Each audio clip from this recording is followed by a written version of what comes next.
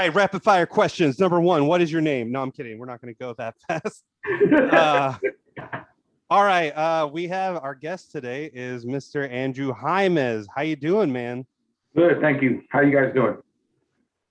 Good. I mean, it's a pandemic. We're still in a pandemic. How are you doing during this whole pandemic? First of all, let me give you some background. You were the drummer in Fear, not the original drummer, but you drummed with them for how many years? I'd say roughly 20 years. 20 years. Holy fuck. And recorded, obviously, some albums with them. Recorded at your own studio. Yeah, the last record was here. Last record was there. Three records. And then you're in like a bunch of other bands. I know there was that one band that you would show us with the Black Fellas, where you were just like, what was that band? That's called B.I.G. And B.I.G. Yeah, we work a lot. And you're still, that I feel like that was like your main thing, right? Yeah. All right. So when the pandemic happened, God, like what happened? Everything shut down, so there was no work, and but unemployment, something I never ever received. Yeah. Oh, yeah. So you were just on unemployment, and it covered everything. And fortunately, my wife, she's a school teacher, so she did everything online from here at the studio. So she never dropped the beat, man. So we're okay. We're fine. And the casinos are coming back now, so I'm working casinos. Yeah, that's right. When did that start up? That kind of started up like last month. It started to really come back. Okay. I did see you were doing some recordings, right? Like I follow you on Instagram, and you said there were a few bands coming in.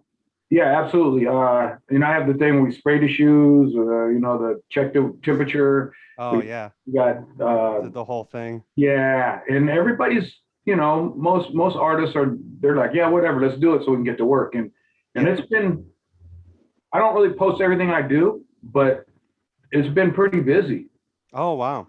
Yeah, okay, cool. It's been good. People are sitting on unemployment. Yeah.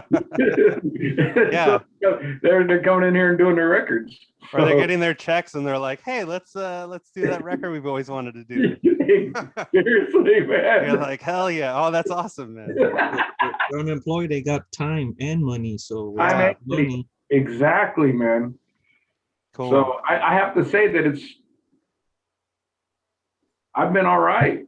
And I'm the kind of person, I like to kind of stay at the house a lot. So yeah. It's all worked out for me. You and oh my God, how happy are your dogs? I know you have like about 16, 17 dogs? Something like that? 32. No, I have 7. 7. Oh my God. 7 is still just 7. That is a whole pack. Yeah, they must be loving it, right? Yeah. That's cute. Were you still giving drum lessons? I remember you were starting to do that at some point. Did that continue? I wanted to, and I really tried to make it happen, but because my wife is in here so much teaching, when I do have the studio, it goes to sessions. So I don't really have any time to do anything other than that. What is what grade level does your wife teach, or is it all levels? High school. High school. Okay. Yeah. I don't know why I was imagining like your wife's like teaching. There's like a full drum set behind her, and she's just like talking to these little kids, and like, what's that in the background? No, yeah, all high school students. And it's like, what's that in the background? And they're like, oh, what kind of like? Are there any drum heads that ask her? They're like, oh, I got that symbol over there. Well, she teaches at an arts high school, so it's pretty. Man. So they're all actors, singers, musicians. Gotcha. So what's that? Cool. Well, all right. Well, that's good that you're doing good. Things are good. Did you get sick or anything like that? You've been good. Wow. Any up for the vaccine coming up, or? I'm sure your wife is eligible, but yeah, they're getting on it right now because they might be opening schools up here in the next month or two. So I think if I'm not mistaken, I think it's mandatory for her to take it, but I could be wrong. So I'm up in the air around it. I mean, I did lose my uncle to COVID.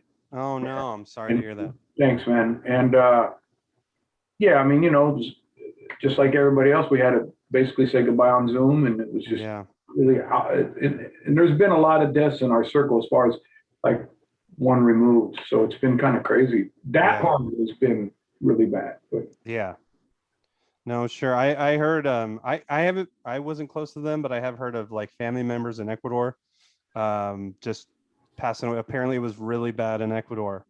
Like almost like you don't see Ecuador in the news, but apparently it was like worse than New York at the height of when New York was like really bad.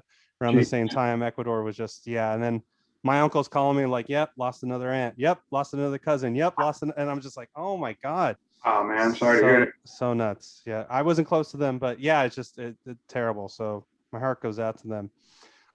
So let's change topics a little bit. I want to just start off with getting to know you. I know, but it's more for people that don't know. Oh, let me move this out of the way. Um, where you're born, where you're from. Yeah, let's start there. Okay, yeah, I'm from Lawrence, Kansas. So it's basically 35 miles west of Kansas City and about 20 miles east of the capital, Topeka, Kansas. Okay. So it's right there on the edge of Kansas. Right there. And what's it like? What was Kansas like? Lawrence, Kansas was a good environment for, everything's pretty safe, all that good stuff. But it wasn't necessarily the greatest environment for somebody of color like myself to kind of know who they are, in a weird way, because it was Bible Belt, white America, if you will. So it was, in some ways, it was not the greatest, but it was overall it was safe and You're like, it was a fine town if you were white. well, I wouldn't want to move there right now, that's for sure. Yeah. Wow. You still have family over there, right? Yeah, all my family's there. Okay. And what did your parents do? Or like why Kansas? Why there? It was a railroad. So if you follow the railroad, you'll see settlements all over it, all the little towns, and that's my grandfather worked on the railroad, and other Mexican families would work on the railroad, and they had a place called the Yarda, which was basically a big flat, and it had these little kind of concrete or whatever it was, little huts or whatever, and the families were there. And so that's how a lot of the Mexican culture settled along the country like that, on the road. How many generations have you been living here? What's that? How many generations? Because you say your grandfather built the railroad. How many generations have been? He was the first one. My grandfather was one of the first families. So if you go and look at Lawrence, Kansas history, you'll see that. There's like 2 or 3 families. So my grandfather came, and I think my great grandfather was with him. But yeah, my grandfather came, and then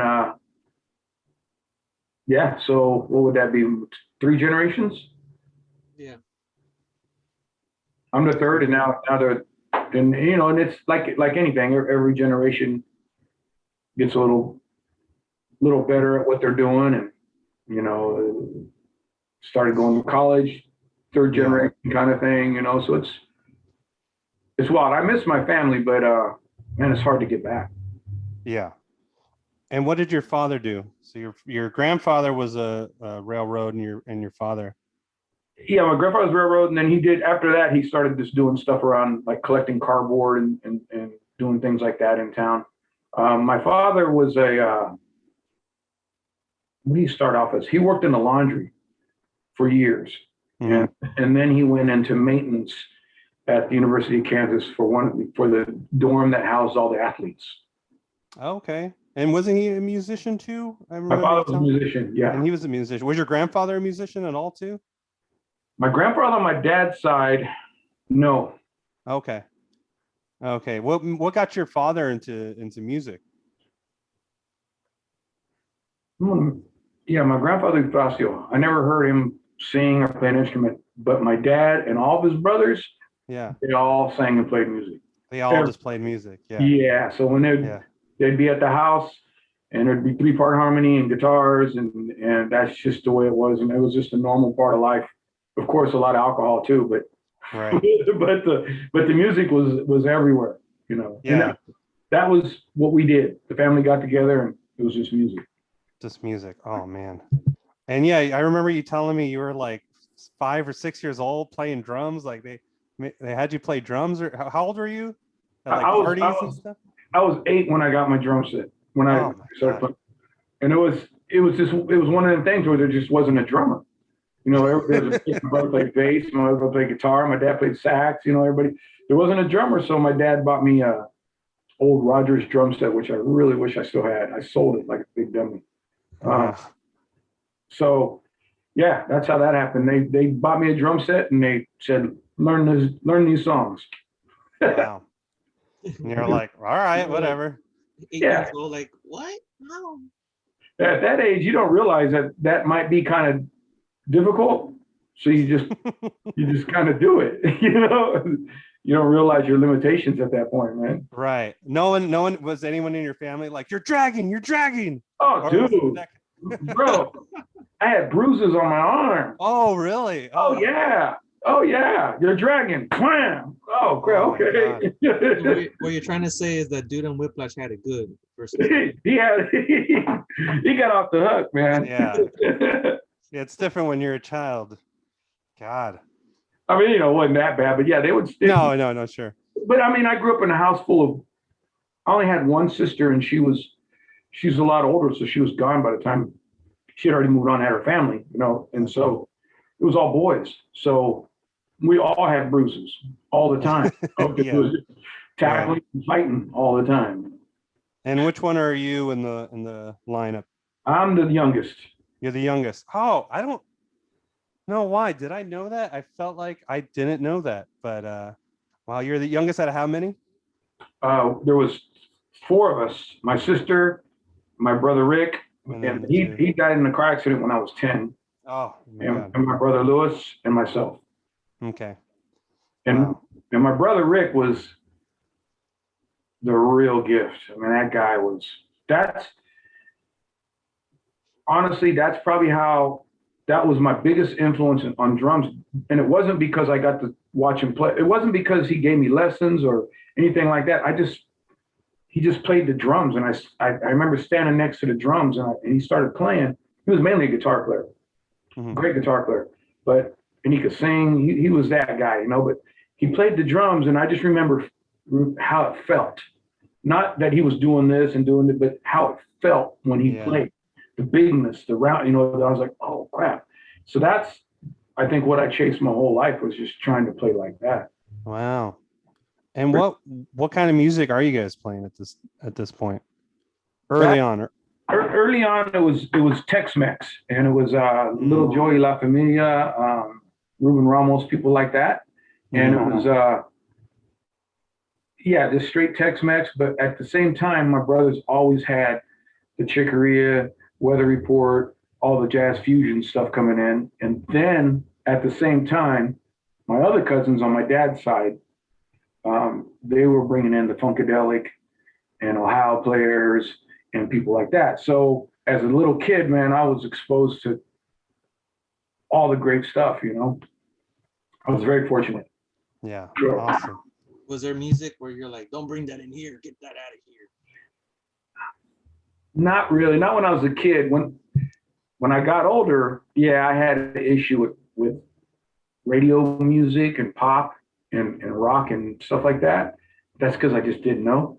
You know, now I love it. You had an issue? Oh, you had an issue with it. Like you didn't like it. Yeah, because I would go, oh, because I was so used to listening to Chicoria and Weather and all these amazing musicians that I didn't understand the significance of the simplicity and songwriting and the energy and everything they were creating. It just kind of went over my head. Yeah. When I was younger. I was before to learn about the Beatles. I was like, fuck that bullshit. And then like when I learned about the Beatles, is like, if you could write something with like the least amount and it still sounds good, then that's because you're putting a lot of intention into like which chords you're using, and that's when I'm like, I changed everything. Like, man, this whole time I'm like, I thought that they were being simple because they're basic, but they're not. They're actually keeping it simple because you don't need all that ornamental stuff to really like speak to the heart and the soul. Right. Right. Exactly. Yeah. What did you not get? What did you like hate back then that you love now? I don't know if I actually hated anything, but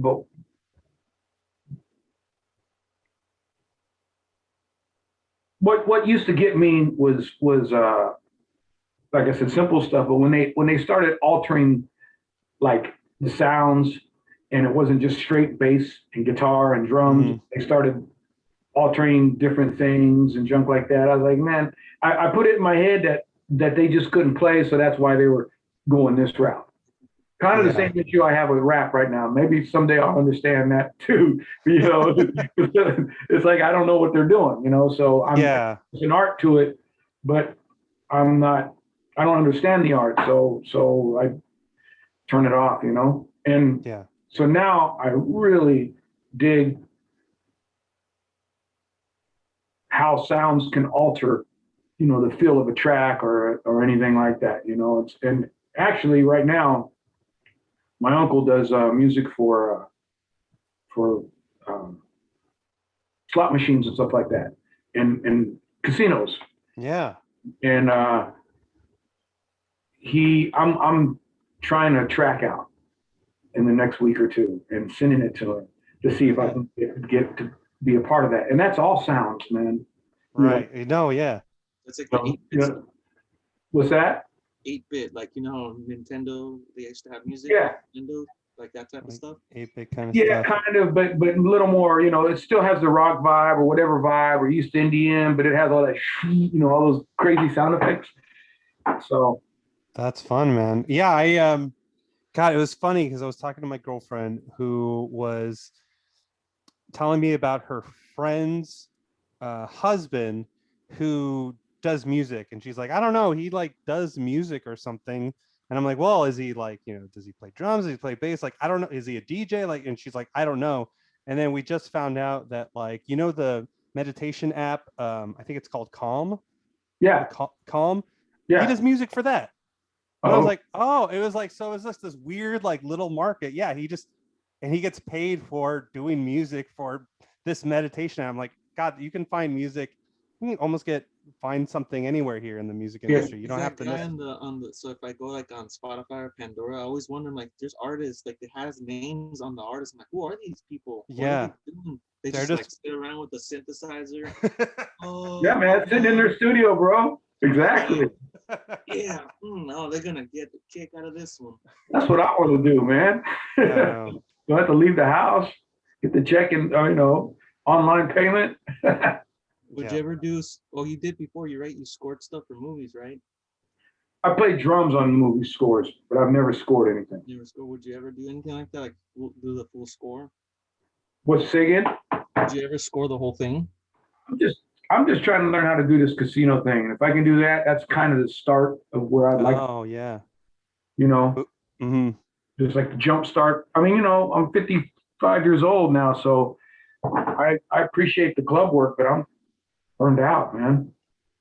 Yeah. No, that's a good. I was gonna say that's actually a good place to kind of move on to, like. Yeah, just explore. Yeah, just exploring more into that side of it. Funny, man, I would recommend.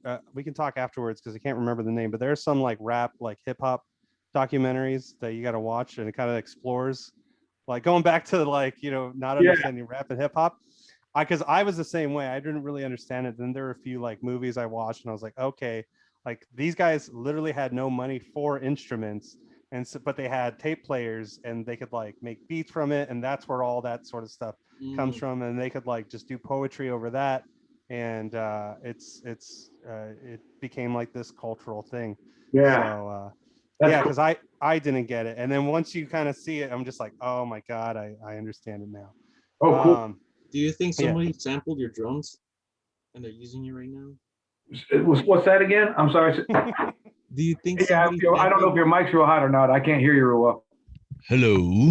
There you go. There you go. Do you think that somebody is sampling your drum somewhere out there, like they sampled it for a song? That'd be funny. I doubt it though. That'd be cool. Did you guys ever see that? What was that one movie? There was another documentary I watched with. Oh my God! Why can't I think of the name? Staying Alive. What are they called? The Bee Gees. There's a documentary on HBO right now called The Bee Gees, or about the Bee Gees. Watch it. So good. Apparently, they were one of the first people to like the drummer for when they were recording Staying Alive. Their drummer was like really sick. He couldn't be a part of the session, and so he flew back home to like take care of himself. So the producers in the record studio were like, we don't have a drummer. What do we do? They're like, all right, let's just take the loops from one of his tracks and then loop it over. And so if you listen to the drums, it's not really somebody playing. It's like they just had it. Dude, which track? It's that song, Staying Alive. Oh, Staying Alive is? Okay. Staying Alive, yeah. So there's like a it's like this crazy just heartbeat. It's just one thing looped over and over. And they were like apparently like the first ones to do that. And that became this like trend later on. So you can blame all that stuff to them. It was a really interesting documentary just about them in general. I had no idea that they were like big before all that like disco stuff. They had other songs way before that, famous before that. No idea.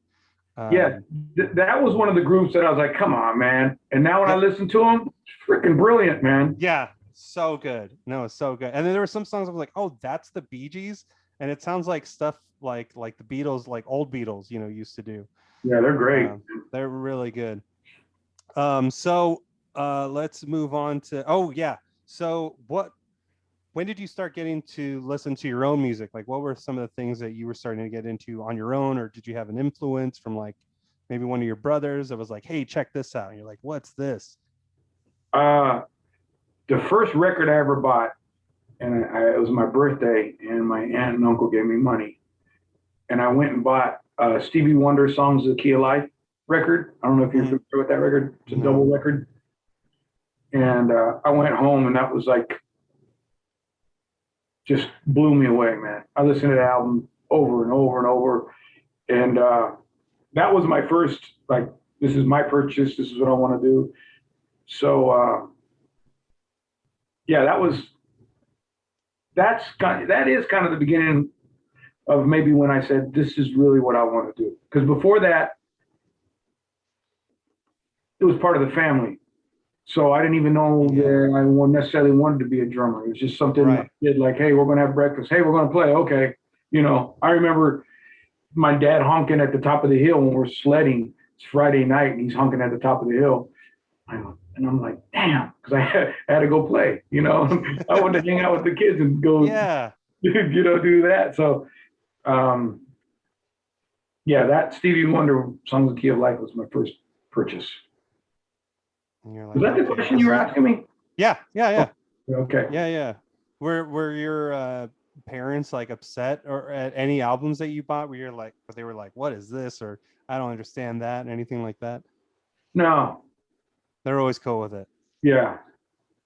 Well, that's good. There was no devil's music in your house? No, I didn't really get into that stuff till later. Oh, okay. Well, in some households, rock and roll, that alone was already the devil's music. Right. So it's like, is there something your parents were like, how could he? How did we fail him? This thing's corrupting him? We didn't have a whole lot of rock in the house, but they wouldn't have felt that. Probably wouldn't have understood it, but they wouldn't have felt that. That's cool. They would have just been like, oh, okay, they're just whatever. Yeah. I mean, in junior high is when I started getting into AC/DC and Led Zeppelin and stuff like that. Yeah. Did you grow your hair like super long and stuff? What did a young high? My hair was long for years, man. Yeah. and I didn't cut it till maybe my late 40s, early 50s. But it was, I had it long for forever.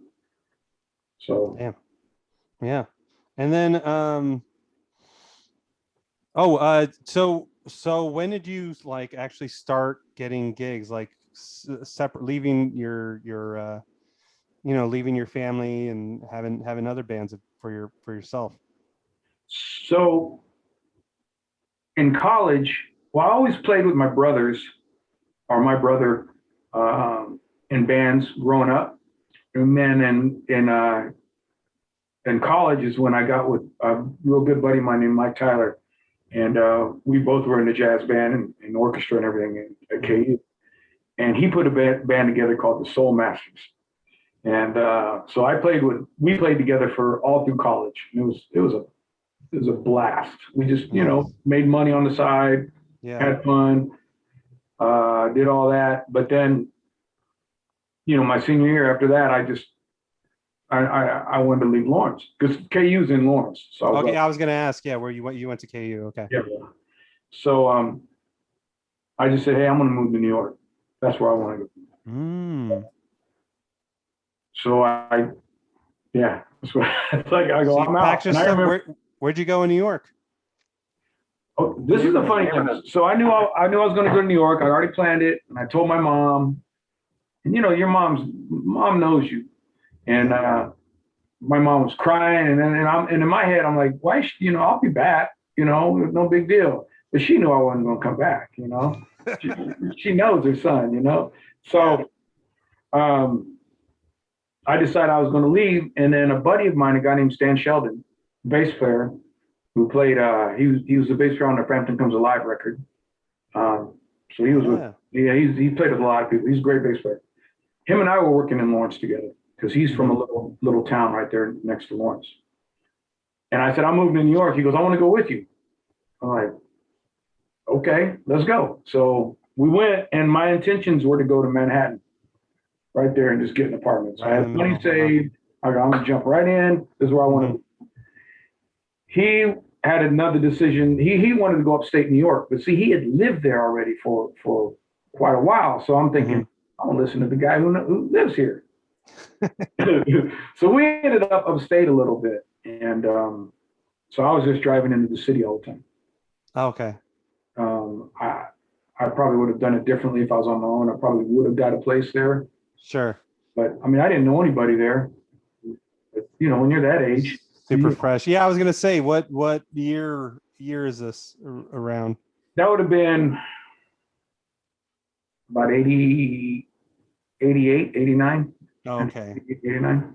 And I was fearless. I didn't care. I was like, woo, I'm here. Let's go. That's all. And had you been out of Kansas before then? No. Oh, so this is your first time? First time out. I was going by myself. I didn't care. Let's go. Heck yeah. Any horror stories? Because I know the 80s. I heard it got better in the 90s, but yeah, anything crazy happened in in those late 80s eras? It is crazy, man. anything and everything is there, right? And I would hang out with this guy named Preacher, and he was just a homeless guy right there, and he would hang out down at the corner of the bar. I would go listen to, because you go sit in and whatever and play and try to get work. So afterwards, after I'd sit in and do what I had to do, then I would go hang out, and I'd sit with him and we'd drink on the corner. And one time I ended up at this, literally one of those places where you knock on the door and the little thing goes, and they look at you and he goes, it's Preacher, so they let us in, and it's an everything happen kind of house. So I'm like, let's let everything happen, let's go. And when you say everything happen, there's a lot to the imagination that I'm thinking of. You mean anything? Drugs, prostitution, that kind of stuff. Gambling. There's dragons in there too. Everything, bro. There's what? Dragons, interstellar teleportation. Everything. Yeah, all that stuff. You could have sex with a caveman. Everything. Just find the hairiest man in there. Everything. Yeah, no, it's basically a drug whorehouse, right? Oh yeah. Wow. And sounds like fun. That's what we were trying to do with our house, but we didn't know too many prostitutes. Yeah, you should have called me, man. I would have hooked you up. I'll never forget that. I joked around. I put online, yo, we're gonna have orgy. Y'all come through. And somebody to this day is like, I showed up. They let me down. And there was no orgy. And that was a woman, by the way, who was let down that It we never makes me had an laugh every orgy. time. That's classic. Look, we were like, and we were all like, look, we wanted to try some, but everybody left. We don't know. What are we gonna do? Can't start an orgy with 3 people. That's just That's a just threesome. sad. Boring. That's just a threesome. I know. Been there, done that. Not a full orgy. Anyways, all right. So in New York, what band did you have, or bands in New York did you have? We were in a blues group with. Well, here's the funny thing. We drove into upstate, and I thought my friend had a plan, right? So that's why I'm following this guy. He knows the ropes. And we pull in there, and I go, "Where are we going?" He goes, "I don't know." So we're like, "What the hell?" So we end up, well, let's go to this restaurant and eat. And this is upstate, not all the way up to White Plains, but almost that far. And we pull into the restaurant, and we're having breakfast, we're having dinner or something, I remember. And there's a guy next to us eating with his girlfriend, and him and Stan start talking. He finds out Stan played on the Franklin Comes Alive album. Oh, hey, and then Stan goes, "Yeah, we just drove in. We're looking for a place." And the guy goes, "Hey, man, we got a big house. Come and stay with us." We're like, "Okay." This was like within 30 minutes of being in this restaurant. So we drive over to his house. If you saw this in the movie, you wouldn't believe it. Huh? If you saw this in a movie, you wouldn't believe it. You'd be like, "No way." Yeah, Exactly what happened. So we go to this big house, and I didn't know that a bunch of people lived there. So it was like 4 different guys, and they all rented up on their own rooms. And Right. they had their girlfriends. It was just a big house. So we get on the couch, right? And I'm on one couch, Stan's on the other couch, sleeping. And then all of a sudden, I hear these people come in, and they're pissed. They are pissed. Like, why are there people on the couch? And I'm just like, dang. So I'm just laying there. I decided I'm not going to move. I'm just going to lay there like I'm asleep. But they're yelling and they're mad. Mason comes down, talks to them. And we all finally talk. We said, "Look, we're only going to be here for a little bit." And they said, "Okay." And then we stayed there. I don't remember how long we stayed there, maybe 3 weeks or something. Yeah. And then we got our own place. Got your own place. Damn. And Well, then that's an adventure. Yeah, that sounds like fun. So what bands did you start out there? So Mason was the guy who brought us in. He was a really great blues harp player, singer. Okay. Oh, okay, cool. Yeah. So me, him, and Stan put together that band. Gotcha. And we didn't do much, but mainly it was just me going down. I actually became a plumber for about 2 weeks. Oh, damn! For 2 weeks. Yeah, it didn't go over so good. Why? Did you get fired, or did you? He was leave? banging on the No, I pipe didn't get instead of fired. fixing them. I quit, but it just wasn't for me, man. Yeah. So I'd rather bang on stuff. What's that? Yeah, I'd rather bang on stuff. Yeah, right. Exactly. Yeah. Wait. So when you moved, you just had your whole drum set with you? Like you took it everywhere you went, or did you? I had a trailer, and I had my drums. Oh, okay. My stereo, my bass, all my books, and clothes. That was pretty shit. Oh wow. That's all you need. Yeah. So you could have, if you had to, you could have just stayed in that trailer. Probably could have, yeah. A night, yeah. But damn, you're fortunate enough not to. That's cool, man. All right. So now I guess we're in the 90s. Well, when did you move to California? I don't want to jump too far. Well, actually, from New York, I went to Baltimore because a buddy of mine I went to college with lived in Baltimore. He was in the okay. So I lived in Baltimore for a while. I was in Fells Point. More craziness. And more craziness. A lot of drinking, a lot of everything, Yeah. Same stuff. But I was able to work with a guy named Scott Gately, and that's when I went to bass, man, because a band needed a bass player. I played a little bit, but not really. And I met this guy, a good friend of mine, John Davis, and he was with the band. And they go, "Hey, we need a bass player." I'm like, "Sure, I'll do it." Never played a gig in my life, right? Ever. so, Yeah. so I'm like, I know that if I'm in G, I can play these notes. If I'm in C, I can play these Right. notes. I knew enough of that. So we went and we played, and I don't even know if I got nervous back then. I just didn't care. You It's just like, played. whatever, let's go. Even it was just already part of your fabric, right? You just Yeah. playing with family, so you're just so used to it. Yeah. So exactly. So we played and we got through the first set. And I looked at my friend John, and the guy was happy. So I'm like, all right, I'm cool now. I looked at Johnny and I said, "Hey man, this is my first gig I ever played on bass." He looked at me like, "Oh shit." He was a drummer, really good drummer. Yeah.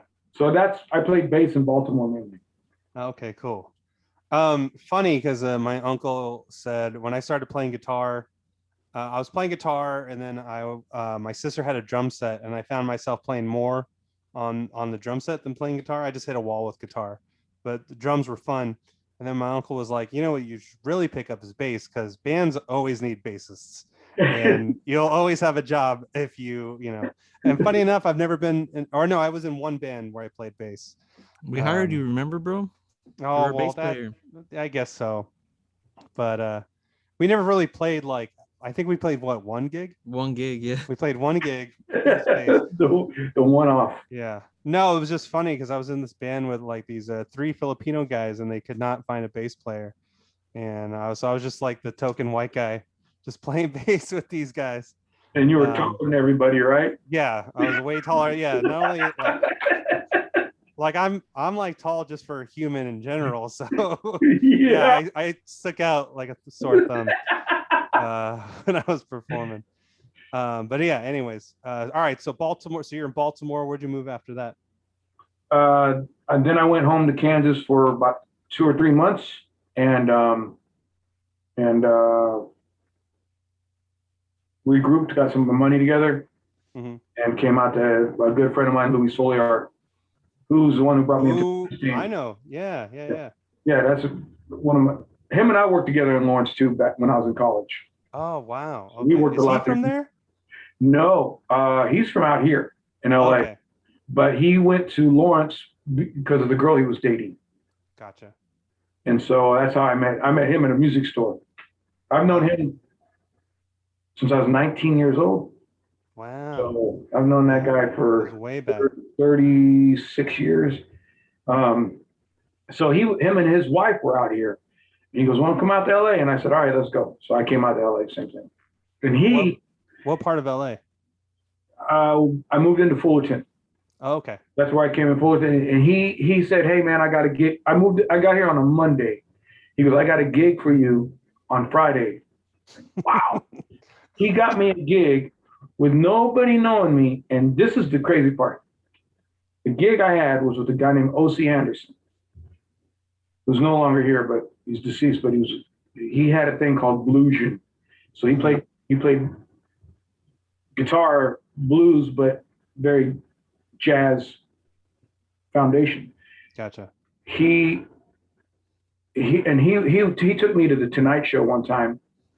Well, first of all, we would do clinics at MI, because that's how good he was. And so he'd bring me along and I'd do, whatever, do my thing. But he was the guy who was really doing the classes.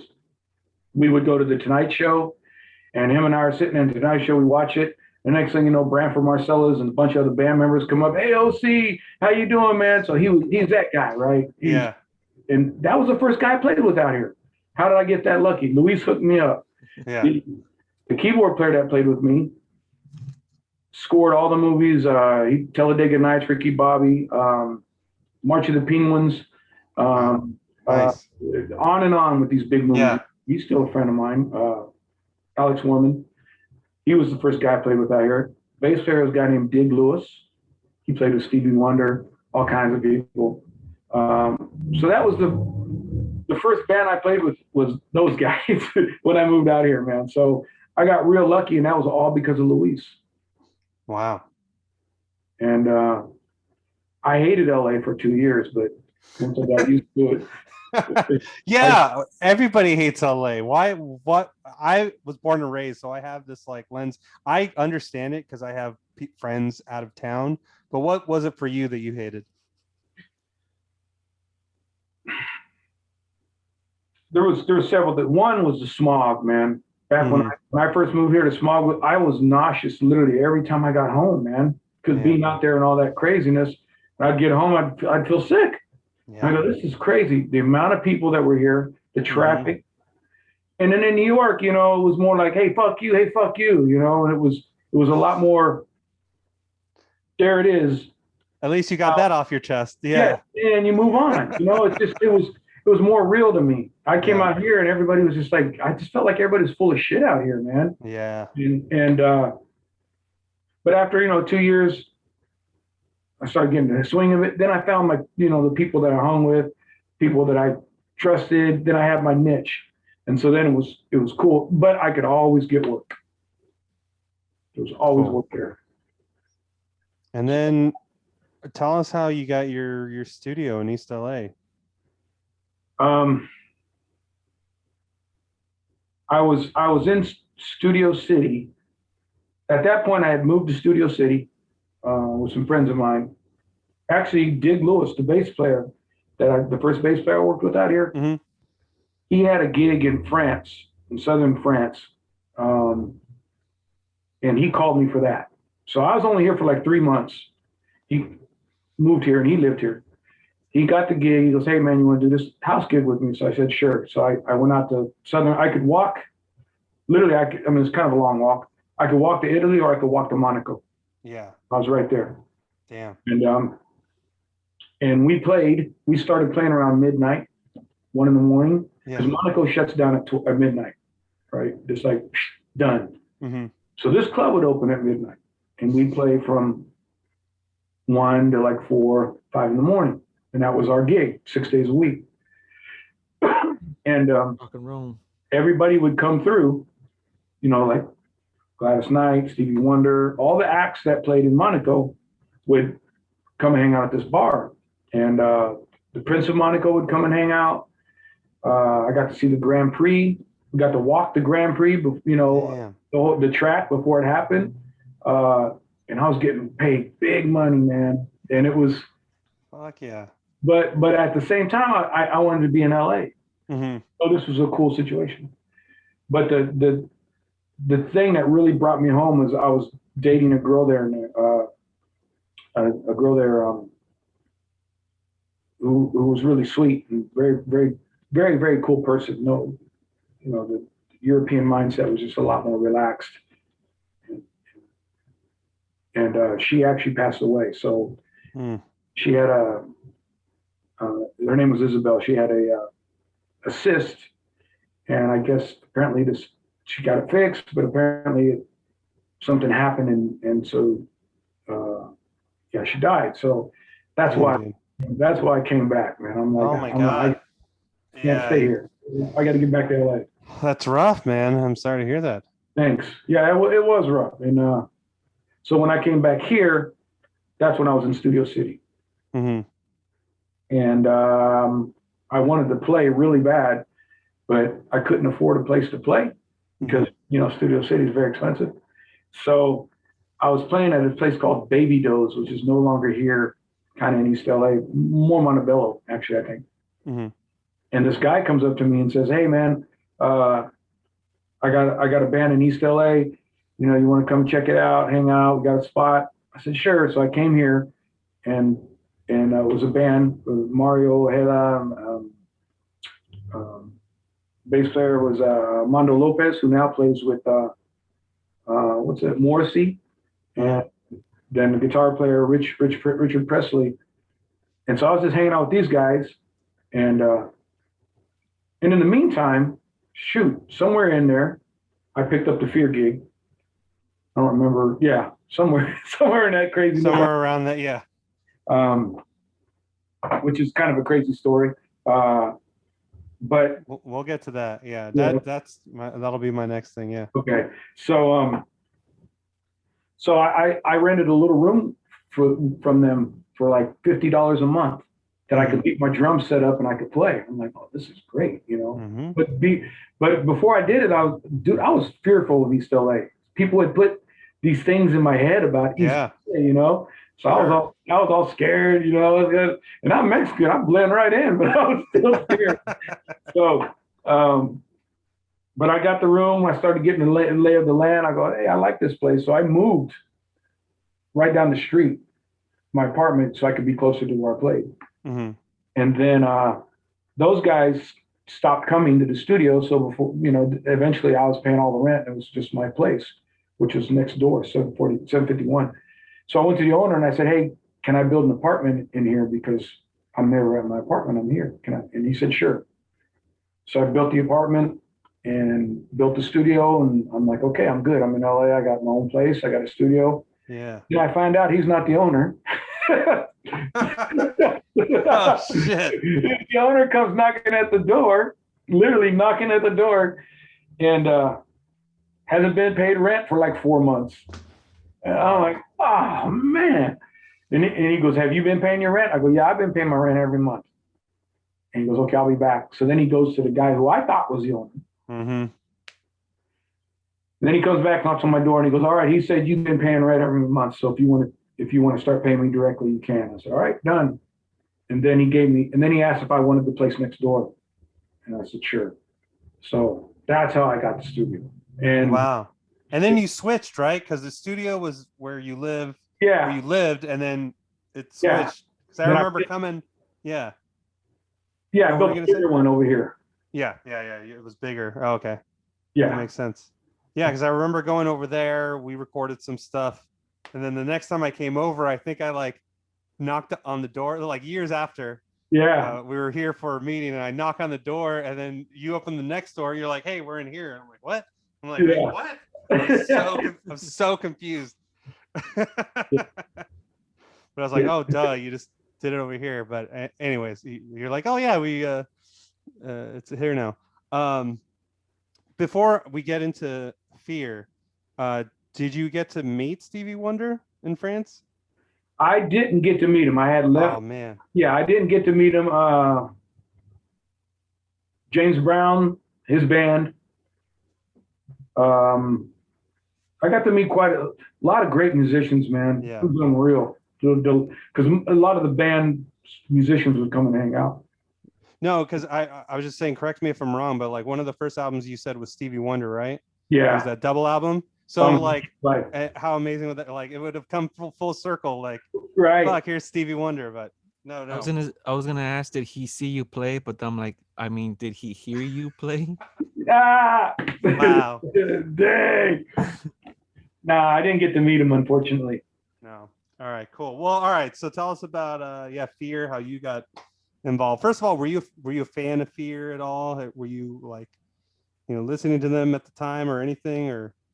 You know what, man? I'm what you call for sure a musical whore, bro. So if it pays, I'm gonna check it out, And so I was playing in a blues, rock, funk kind of band, and a place called what's it called? In Hermosa Beach, the Lighthouse, which I played at tons, man. That was my first gig, was the Lighthouse here, and this guy, and I wish I could remember his name, man. He was a cool guy. He was a big, tall guy, and he was actually a choreographer.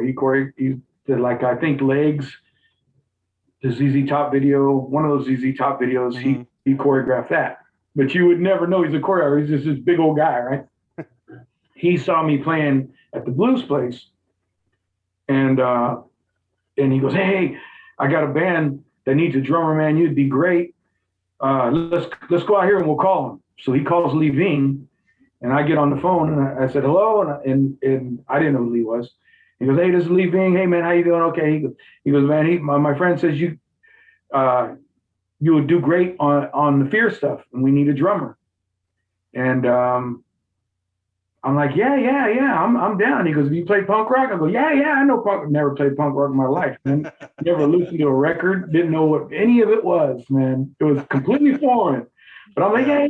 Well, first of all, he told me how much he was going to pay a show. Like, I think at that point, he was paying $700 a night, you know. So I'm like, how many nights a week, you know? So Yeah. uh, I'm like, yeah, man, I'm into it. So he flew in from Texas, Austin is where he lived. He flew in and we met at LA studio, West LA Studios. And to go back, he's a huge jazz fan. Mhm. So he loves all the jazz stuff, Tony Williams, Jack DeJohnette, all the great drummers, Herbie Hancock. And he used to work at a bar in New York, and all those guys would play. So he got to see all that stuff like right there when it was happening. Yeah. So huge jazz fan. So that's how we connected. That was a big part of how we connected because he wanted punk rock, but he wanted the jazz awareness to go different places, you know. Oh wow. Yeah, sure.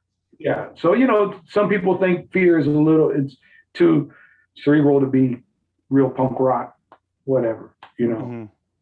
Mhm. But it's punk to me. But Yeah. so we Punk start to me. huh? No, punk to me. Yeah. Yeah. So we started talking about the jazz thing. So he flew in and it was just him and I in the studio for a while, man, just going over stuff, figuring it out, you know, trying different things. And if you're a drummer and you listen to that stuff, Spit Sticks did stuff that nobody else has ever done, man, as far as his approach to the way he played this stuff. Really unorthodox, really weird patterns, and there's odd time signatures on top of that. But so it took a minute to find that kind of playing because it was very odd. And then so he goes, yeah, you got the gig. It's great. I'm like, all right, cool. Then he brought in Scott Tunis, who was a bass player for, I can't believe I can't forget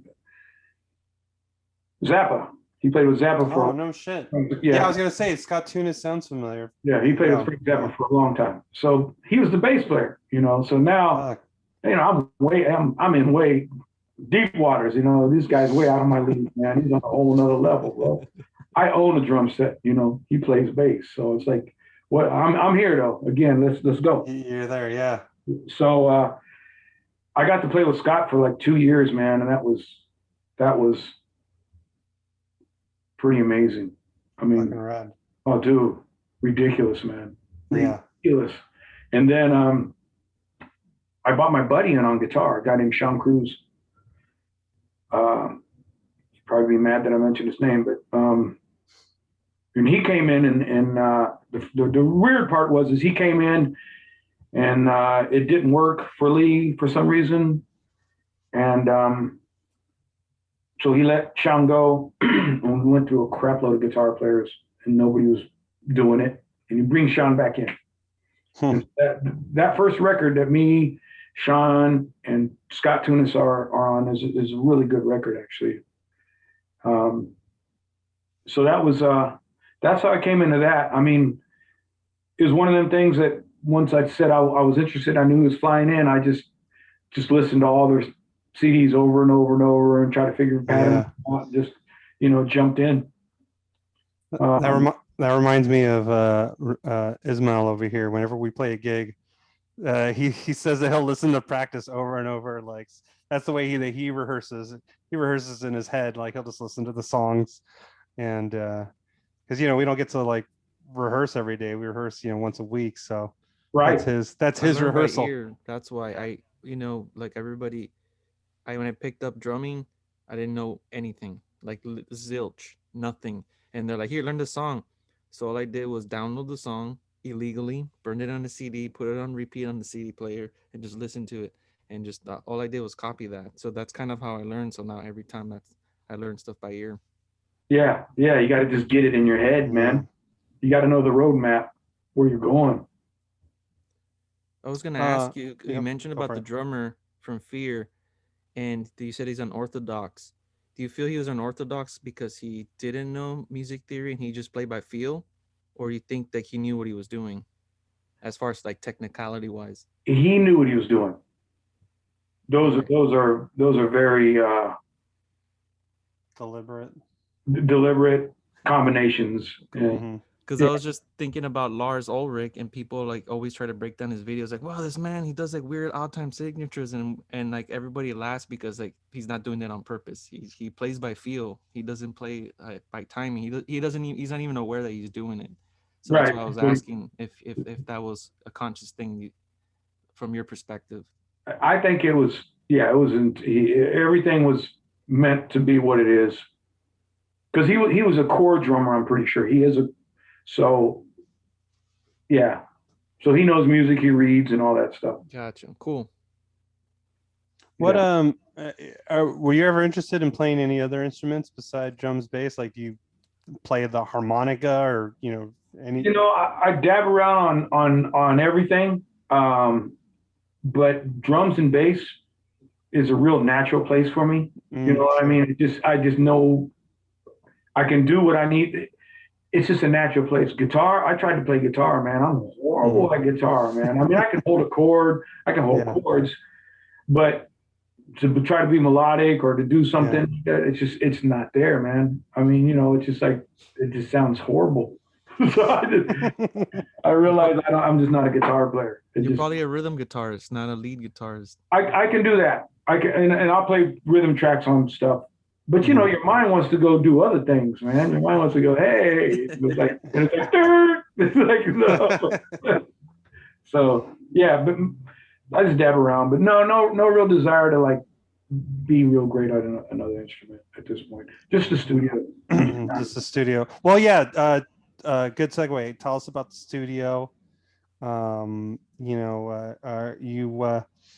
was I going to say? How many bands have gone through there? Man, it'd be hard to count that. Yeah, like just at, ballpark. Ballpark.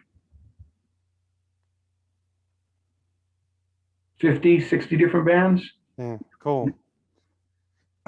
And do like you get? I'm sure they like come over. And actually, let's. When did that start? So when I first got this place, I bought some analog gear, and my intentions were just to record myself. Mm-hmm. And I remember my mom goes, "Why? Shouldn't you make money with it too?" And back then, I just want to do my own music, whatever. Yeah. And then I got my first computer, probably 18 years ago or something like that. Mm. And I didn't know anything about computers. I didn't know anything about software.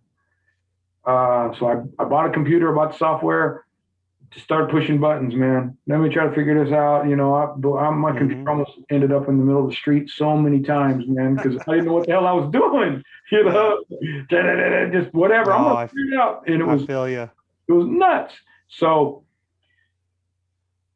at that point, I still had in my mind that I was just going to use it like a tape machine. Just do my own thing. I don't need to know all this crap. And then before you know it, I'm starting to know things, and it just started snowballing. And then that's when I started taking on sessions. And even then, I'm like, yeah, I'm a demo guy. I just want to do demos, low pressure. Come in, do your demo. And then after that, I was like, oh, it's getting a little better. And then when I came over here is when I started, maybe I should take this serious, because I'm fortunate enough to work with great musicians around here, man. Like really great musicians. I'm just lucky. Most of my situations, I'm the weakest guy, and the other guys are like going out with the Jacksons, or going out with all these different people, Tom Scott, whatever. So they're up here, and I'm just hanging in, but I'm lucky enough to be in there. But even with those guys, when the tour ends or whenever they're out there playing the same nickel 98 gigs that I am around here. You know what I mean? Mm-hmm. And I thought early on, it's like, I don't as much respect as I have for these people, for these musicians, and how great they are and how accomplished they are on their instruments and everything. I don't want to be that guy trying to hustle a bar gig when I get off the road, or have to be on the road to make a living. I don't want to do that. So that's why I said studio is what I want to do. But I didn't think it through. I didn't realize there's like a studio. I could throw a rock and hit a studio in almost any direction around here. Yeah. They're everywhere. And it's changing. So everybody has home studios.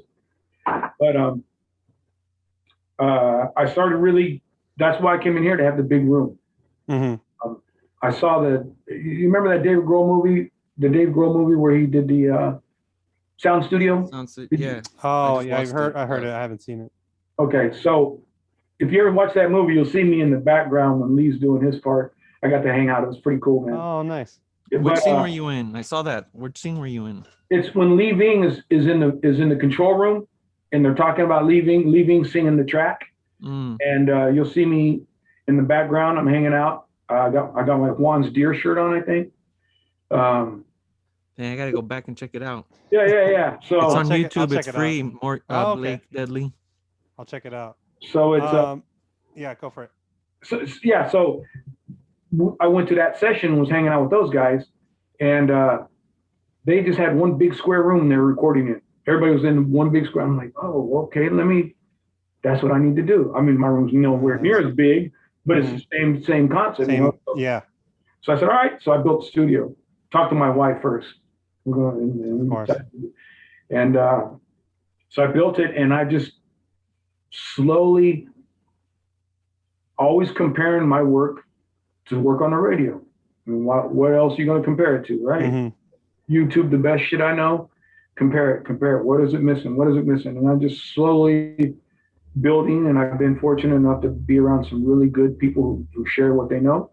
And a good friend of mine I went to college with, he's does really well out here, so he teaches me a lot.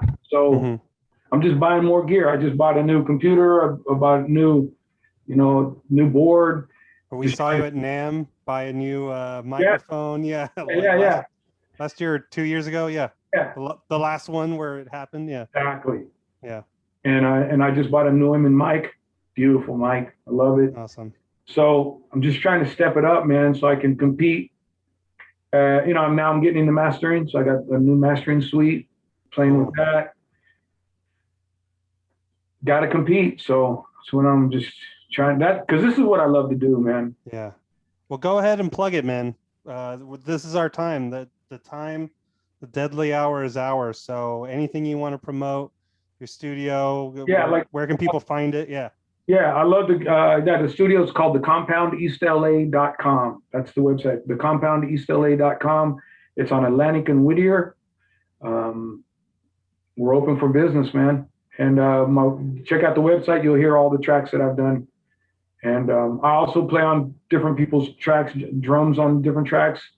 So, if anybody needs that, you can get all my information from the website. Cool. I might hit you up. I might need a drummer. Just kidding. Well, Making fun of I this can guy. play bass. This is my first gig. But he also plays bass. Oh, okay. All right. I can play anything, even the recorder. You can play the recorder. All right, man. Well, it was a pleasure having you here. Thank you so much for being our guest this week. Hey, thank you. Dude, this was a long time coming. I've been wanting to do this for years, but then I stopped doing the podcast. Now I want to start doing it again. So I was like, who do I need to hit up? And honestly, you were the first man I thought of. So thanks for doing it. Thanks.